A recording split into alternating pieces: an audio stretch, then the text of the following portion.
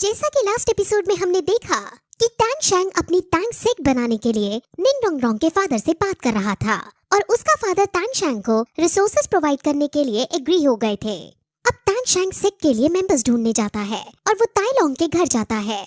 ताई लॉन्ग का परिवार पहले हाओतियान ट्राइब के लिए वफादार था, लेकिन जब से हाओतियान ट्राइब कमजोर पड़ गई थी तब ताई लॉन्ग के परिवार को ना चाहते हुए भी ट्राइब छोड़नी पड़ी थी और वो यहाँ आकर अपनी एक अलग ट्राइब बनाकर रह रहे थे और ताई लॉन्ग का परिवार यहाँ बहुत स्ट्रॉन्ग था।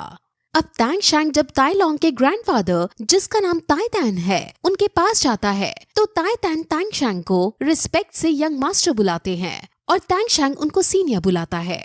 वो दोनों एक दूसरे की काफी ज्यादा इज्जत करते हैं। अब टैंग शैंग उन्हें अपनी न्यू सेक्ट जिसका नाम टैंग सेक्ट है उसके बारे में सब बताता है और ताई लॉन्ग का पूरा परिवार टैंग शैंग की सेक्ट में जुड़ने को तैयार हो जाता है। ताई नाओ जो ताई तैन का बेटा है वो उसे इंचार्ज बनाने का कहता है। अब टैंग शैंग को फिर ये पता चलता है कि ताई तैन कल सुबह अपनी जैसी बाकी क्लैन से मिलने जा रहा है। असल में ये सभी क्लैन्स पहले हाओतियान क्लैन के अंदर आती थी। हाओतियान ट्राइब के पास 4 एट्रीब्यूट थे जो थे defence clan, speed clan, breaking clan और स्ट्रेंथ क्लैन। स्ट्रेंथ क्लैन का हेड ताई तैन है। हाओतियान ट्राइब समाप्त हो गया था जिस वजह से उसके ये चारों एट्रीब्यूट अपने अपने दम पर अलग अलग रहने लगे, लेकिन उन सभी ने हर 2 साल में मिलने का डिसाइड किया था और कल वो दिन है जब वो सभी मिलने वाले हैं। अब टैंग शैंग फिर उससे खुद को साथ ले जाने की बात कहता है क्योंकि वो इन चारों एट्रीब्यूट को फिर से इकट्ठा करना चाहता है और मार्शल सोल हॉल के खिलाफ लड़वाना चाहता है। अब अगले दिन टैंग शैंग, मोटू, ताई तैन, ताई लॉन्ग डिफेंस क्लैन की तरफ जाते हैं।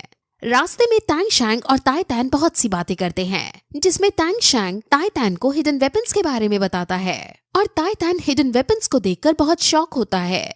ताई तैन की खासियत ये थी कि वो लोहार का काम अच्छे से जानता है और वो इसमें एक्सपर्ट है और वो हिडन वेपन्स की बनावट को देखकर चौंक जाता है। अब टैंग शैंग को और भी हिडन वेपन्स चाहिए थे क्योंकि वो टैंग सेक्ट को हिडन वेपन्स के लिए फेमस करना चाहता है और वो पिछले जन्म की नॉलेज को यूज करता है और पिछले जन्म में जो उसकी टैंग सेक्ट थी उसका यहाँ नाम रोशन करना चाहता है। वो बड़ी मात्रा में हिडन वेपन्स प्रोड्यूस करेगा और टैंग सेक्ट को बहुत ज्यादा पावरफुल बनाएगा। वहीं दूसरी तरफ हम बूले को देखते हैं जो पहले की तरह आवारा घूम रहा था। बूले वही है जिसको जीवू ने पीटा था क्योंकि बूले ने एक बार मोटू को परेशान किया था। बूले को ये पता चल जाता है कि हाओतियान ट्राइब के चारों एट्रीब्यूट गेट टुगेदर करने वाले हैं और ये जानने के बाद उसके मन में शैतानी ख्याल आने लगते हैं और वो अपने दोनों साथियों को एक इविल स्माइल देता है।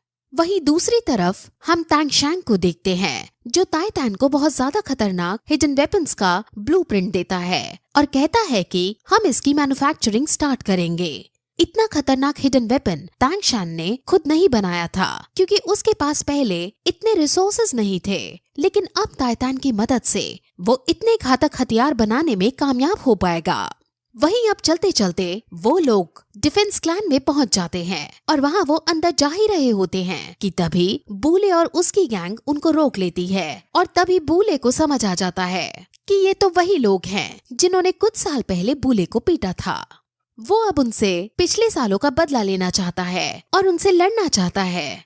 मोटू अब उससे लड़ने जाता है और उनमें फाइट होने लगती है, लेकिन मोटू अब पहले जैसा नहीं रहा था। वो आसानी से उन सभी को पीट डालता है और उनकी बैंड बजा देता है। वो सब अब फिर अंदर जाते हैं और ताई तैन डिफेंस क्लैन के चीफ हेड से मिलता है। ताई तैन उसके हेड को ओल्ड राइनो कहता है और ओल्ड राइनो और ताई तैन एक दूसरे को देखकर बहुत ज्यादा खुश होते हैं। वो दोनों बहुत अच्छे दोस्त हैं और दोनों एक दूसरे की काफी इज्जत करते हैं। अब वो सभी अंदर जाते हैं और अंदर ओल्ड राइनो टैंग शैंग का इंट्रो मांगता है, जिस पर जब उसे ये पता चलता है कि टैंग शैंग टैन हाओ का बेटा है तो वो काफी ज्यादा गुस्सा हो जाता है। असल में ये डिफेंस एट्रीब्यूट वाले लोग टैंग हाओ से नफरत करते थे क्योंकि वो ये मानते थे कि टैंग हाओ के वजह से ही हाओतियान ट्राइब टूटी थी और सभी एट्रीब्यूट्स को अलग होना पड़ा था। वो इसका जिम्मेदार टैंग हाओ को मानते हैं और इसीलिए जब उसे ये पता चलता है कि टैंग शैंग टैन हाओ का बेटा है तो वो गुस्सा हो जाता है और उसे वापस लौट जाने को कहता है। लेकिन टैंग शैंग उससे माफी मांगता है और कहता है कि मैं अपने फादर के लिए आपसे माफी मांग रहा हूँ ओल्ड राइनो अब भी नहीं मानता और वो तांगशैंग को बाहर निकालने के लिए अपनी एनर्जी छोड़ता है, लेकिन तांगशैंग एनर्जी से बचते हुए वहीं अड़ा रहता है। ताइतान ओल्ड राइनो को शांत करने की बहुत कोशिश करता है और कहता है कि अभी ये वक्त आपस में लड़ने का नहीं है। अब इस वक्त हमें एकजुट होकर मार्शल सोल हॉल के खिलाफ लड़ना है, और अगर हमने ऐसा नहीं किया तो मार्शल सोल हॉल चारों क्लैन को तबाह कर डालेगा।